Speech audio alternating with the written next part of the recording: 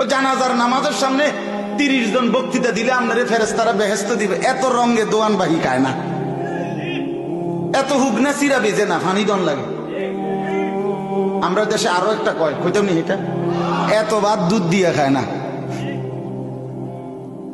কথা বুঝেন নাই? সাফ কথা মিয়া।